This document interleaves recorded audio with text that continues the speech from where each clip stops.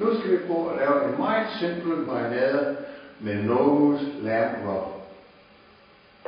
Bagefter vil jeg vise jer, hvordan man kan bruge de samme ingredienser til at lave en skorpe, som man presser ned ovenpå for eksempel lammekroner, inden man steger i ovnen.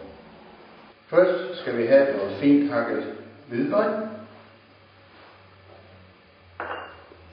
Så har vi en lille skvat olivenolie, cirka 2 spiseskefuld, og 1 spiseskefuld af nose lamb rub.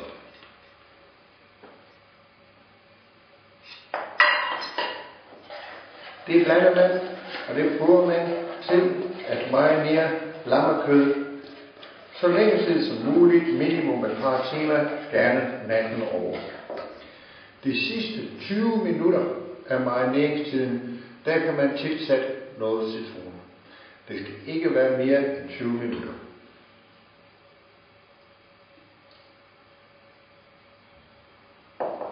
Jeg har brugt 1,5 spiseskefuld. Det tilsætter man så til den færdig marinerede kød, lige inden man steger det.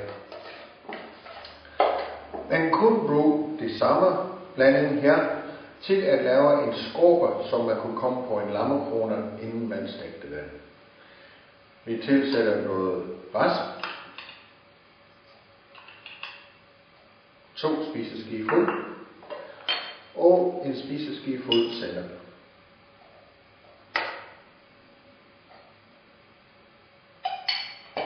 Og noget fint hakket persille. Og rører det.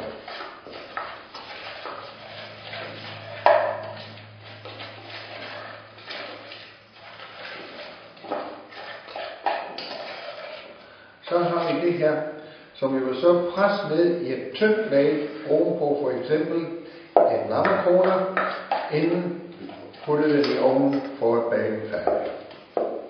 Den vil blive sprød og bliver skåret ud sammen med kød.